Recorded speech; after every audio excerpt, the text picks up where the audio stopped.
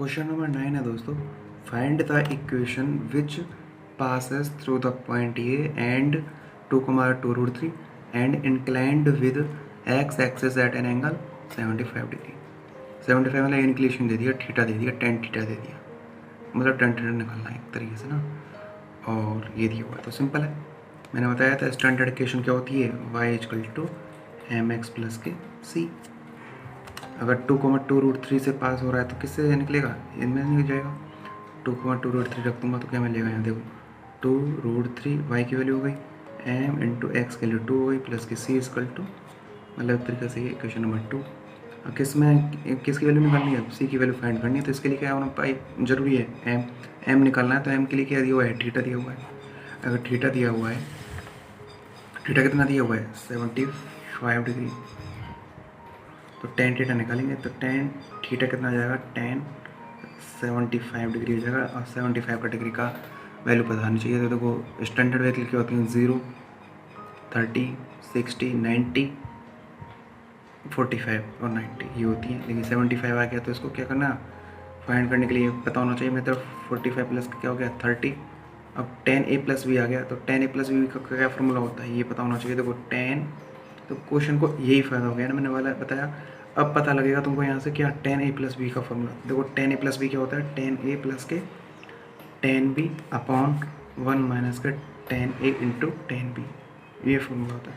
तो क्वेश्चनों के through theory करने में बहुत ही आसानी होती है, इंटरेस्ट आता है और बोरिंग नहीं लगता।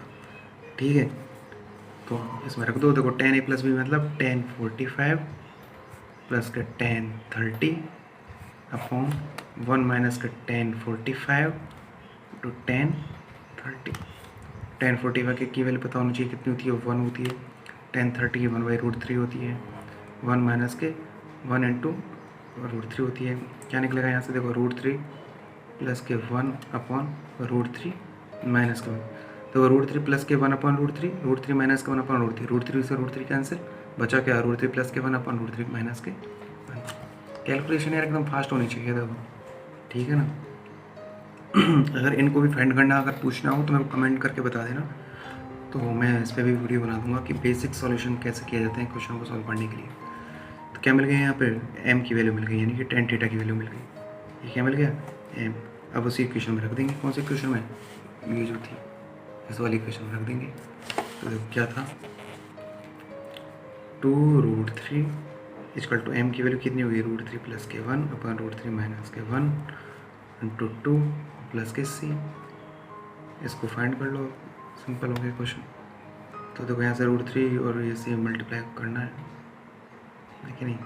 तो देखो इसमें अगर मैं यहीं सॉल्व कर देता हूँ, देखो इसको क्या कर दूँगा, रेशनलाइजेशन कर दूँगा, यानी कि क्या कर देंगे इसमें, देखो √3 प्लस के 1 अपॉन √3 माइनस के 1 इंटू √3 प्लस के 1 √3 माइनस 1 कर देता हूँ। ये क्या किया मैंने कि देखो रेशनलाइजेशन कैसे करते हैं कि जो नीचे वाला होता है, हर जो होता है उसमें उसके अपोजिट साइन का क्या कर देंगे, मल्टीप्लाई कर देंगे ऊपर नीचे। तो देखो √3 इंटू √3 कितना हो गया, 3, सॉरी ये प्लस है ना, plus √3 into √3 3 plus minus minus 1 into 1, यानी कि 3 माइनस 1 कितना हो गया 2।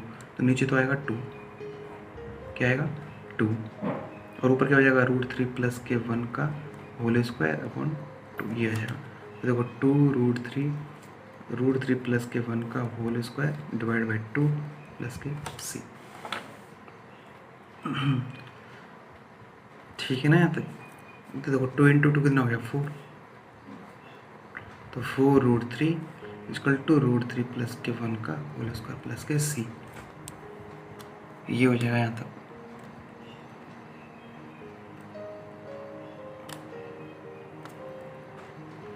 इसके बाद अब क्या करना है, √3 को खोल देंगे यहाँ से। देखो 4√3, तो √3 का होल स्क्वायर प्लस b का होल स्क्वायर क्या होता है, a² प्लस के b² प्लस के 2ab। तो √3 इंटू √3 3 प्लस के 1 और प्लस के 2√3 हो जाएगा यहाँ तक। कोई दिक्कत है तो बताओ। तो यहाँ से c की वैल्यू क्या मिल जाएगी, देखो 4√3 माइनस के 2√3 यानी कि 2√3, 3 प्लस 1 कितना हो गया 4 हो गया, यानी कि माइनस के 4 लिख दो। सही है यहाँ तक। 3 प्लस 1 कितना हो गया 4 हो गया, मैंने माइनस 4 लिख दिया इक्वल टू c। अब सारी वैल्यू आपको मिल चुकी है, पुट कर देंगे इनमें। और उधर किसकी मिल गई, m की वैल्यू मिल गई, तो इक्वेशन नंबर फर्स्ट में रख देंगे।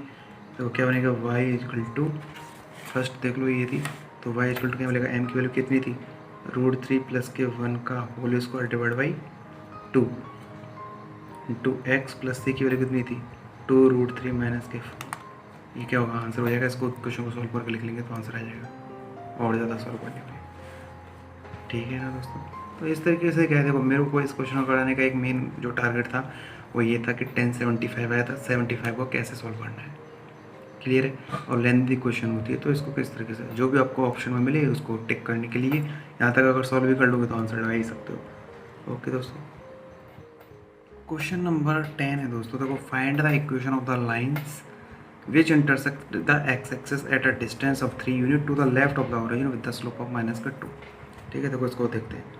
अरे वो इसको इन क्वेश्चनों को करके अगर रटोगे तो कोई फ़ायदा है नहीं, अगर समझ समझ के करोगे तो क्वेश्चन हो जाएंगे। इसलिए जैसा भी क्वेश्चन हो तो आप तो बेसिक कंसेप्ट पे रहो, और जो भी क्वेश्चन मैं पूछ रहा हूँ उसके क्वेश्चन के अकॉर्डिंग चलते रहो, ठीक है ना। अब देखो इस क्वेश्चन को रट कैसे सकते हैं कि मान के चलो अगर कोई ऐसे इंटरसेक्ट करता हो कहीं पे भी, लेफ्ट में या राइट में, ठीक है ना, तो क्या बोल दिया जाता है कि it is known that the if a line with the slope m makes x intercept d, then the equation of the line is given as y equal to m into x minus के d, d equal to कितना होगा -3 रख देंगे तो slope भी दिया हुआ था, इक्वेशन मिल जाएगी। लेकिन फॉर्मूला कब तक रटोगे और कहाँ तक रटोगे, बेसिक फॉर्मूले याद रखो जो इनिशिएट होते हैं। अब देखो इसके करते हैं कैसे, देखो क्या दिया हुआ है कि विच इंटरसेक्ट द, कोई लाइन है, find the equation of the line, वो लाइन है वो क्या करती है, इंटरसेक्ट करती है द एक्स एक्सेस को। सपोज करो मैंने बना लिया एक कार्टेशियन प्लेन, ठीक है ना, ये एक्स एक्सेस हो गई। अब एक्सेस को क्या करती है, कट करती है at a distance of 3 unit, कहाँ पे, at the distance of 3 unit to the left of the origin, मतलब इस जगह कहीं ना कहीं -3,0 पे कट करती है। अब मान के चलो वो लाइन कोई भी हो और उसका स्लोप दिया हुआ है -2, चाहे वो ऐसे हो कैसे भी हो, लेकिन वो जो लाइन होगी उस पर ये पॉइंट एग्जिस्ट करेंगे कि नहीं करेंगे, करेंगे। तो ये जो पॉइंट होंगे उस लाइन को क्या करेंगे, सेटिस्फाई करेंगे। सेटिस्फाई मतलब वहाँ पे वाई और एक्स की वैल्यू को क्या कर देंगे, पुट कर देंगे। तो कैसे करेंगे इसको, वही सिस्टम अपना, तो y equal to m x plus के सी, स्टैंडर्ड इक्वेशन होगी। अब वाई इनको जब ये पॉइंट अगर इस लाइन पे हैं, उस इक्वेशन को मैंने क्या मान लिया, ये होगी स्टैंडर्ड इक्वेशन। तो ये जो पॉइंट है इसको क्या करेंगे, सेटिस्फाई करेंगे। क्यों, क्योंकि ये लाइन जो है इंटरसेक्ट करती है -3,0 पे। तो देखो वाई इक्वल टू कितना हो गया 0, एक्स की कितनी होगी -3, तो -3m और प्लस के c, इक्वेशन नंबर 2। स्लोप कितना दिया हुआ है -2, मतलब m की वैल्यू कितनी दी हुई है -3 इंटू -2 प्लस के c, यहाँ से c कितना मिल जाएगा c कितना मिल जाएगा यहाँ से, देखो y equal to m x plus के c इक्वल टू 1, इक्वेशन होगी नंबर 1, तो स्टैंडर्ड इक्वेशन होगी -3,0। अगर इसको सेटिस्फाई करते हैं तो इस वैल्यू को इसमें रख देंगे, तो x की वैल्यू कितनी होगी -3, y की वैल्यू कितनी होगी 0, तो 0 इक्वल टू -3m प्लस के c, इक्वेशन नंबर 2। अब m की वैल्यू दी हुई है इस क्वेश्चन में कितनी -2, अब c इक्वल टू ऐसे कितना आ जाएगा, तो 3 इंटू 2 6 पॉजिटिव का, तो c इक्वल टू कितना हो गया -6 हो गया। बोलो हो गया। अब इसको इस स्टैंडर्ड में रख देंगे इक्वेशन, तो y इक्वल टू m की वैल्यू कितनी दी हुई है -2x और प्लस के c यानी -6, तो इक्वेशन क्या बन जाएगी, इधर लाऊंगा तो देखो 2x प्लस के y प्लस के 6 इक्वल टू 0, यह आपका आंसर हो जाएगा।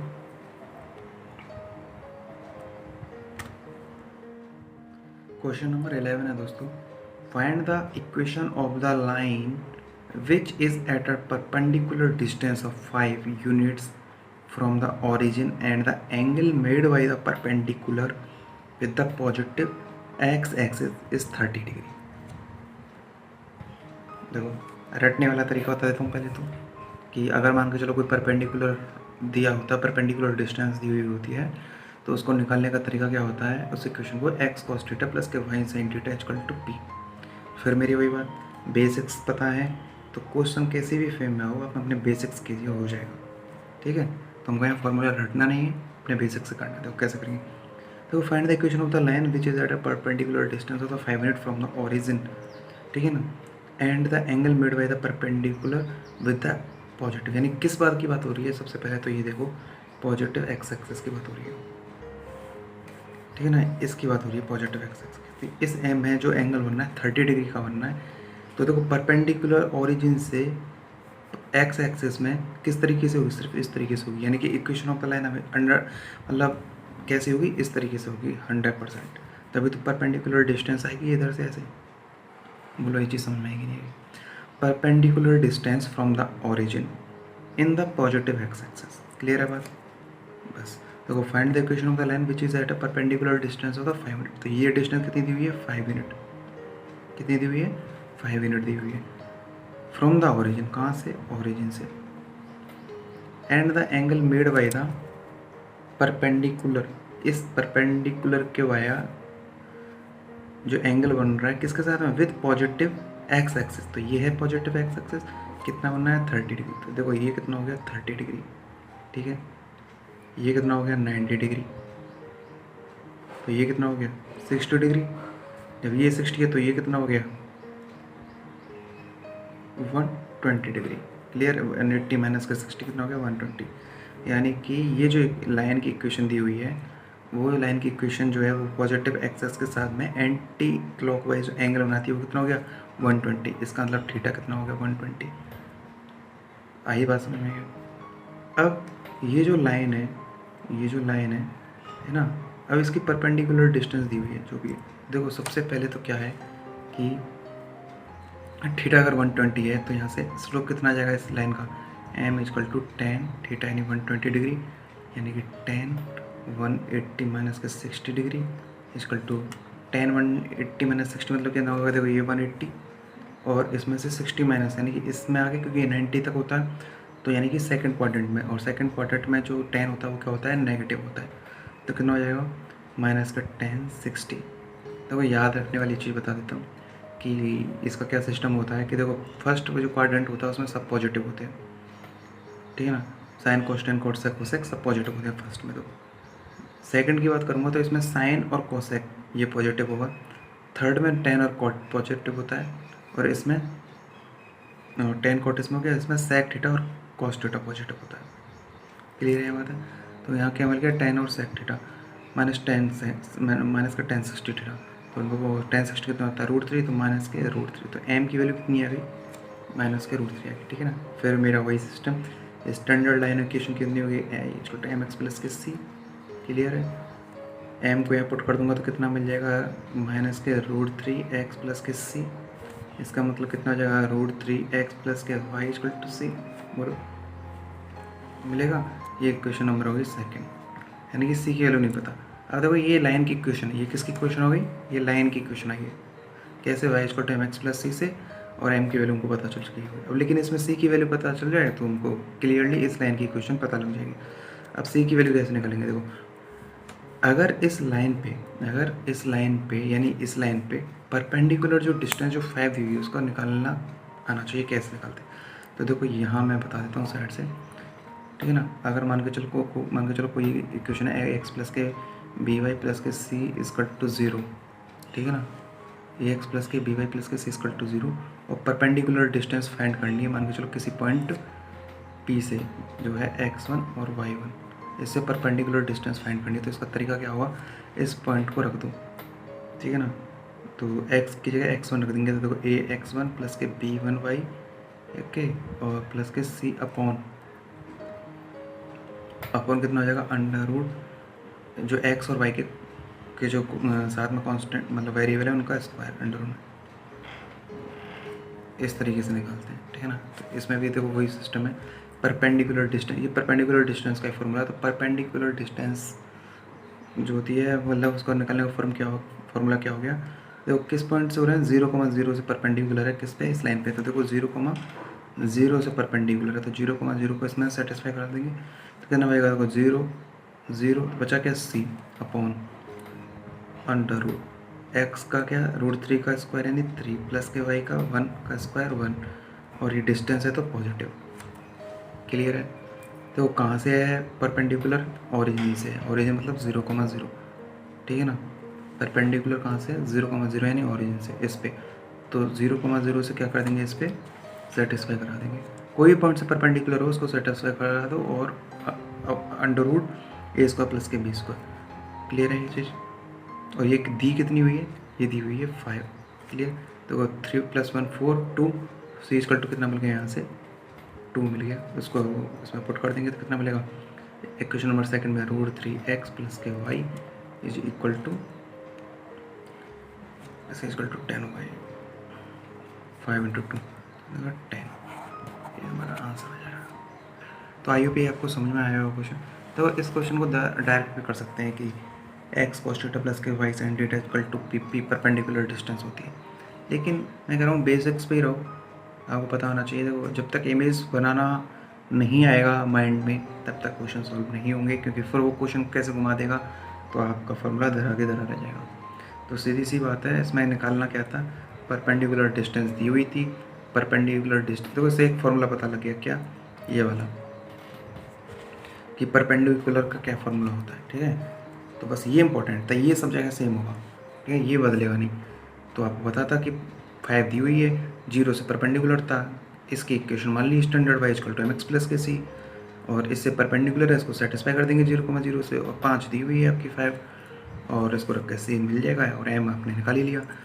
तो और ये जो एंगल था ये कैसे आया था, परपेंडिकुलर जो बना रहा है एक्सेस के साथ में 30, ये 90, तो ये 60 हो गया। ये 60 इसलिए लिया क्योंकि इस लाइन की इक्वेशन जो होती है वो एक्सेस के साथ में जितना भी एंगल बनाएगी स्लोप उसी का आएगा। तो थीटा कितना मिल गया 120, क्योंकि एंटी क्लॉकवाइज ले लेते हैं। तो बेसिक्स एकदम स्ट्रांग होने चाहिए दोस्तों।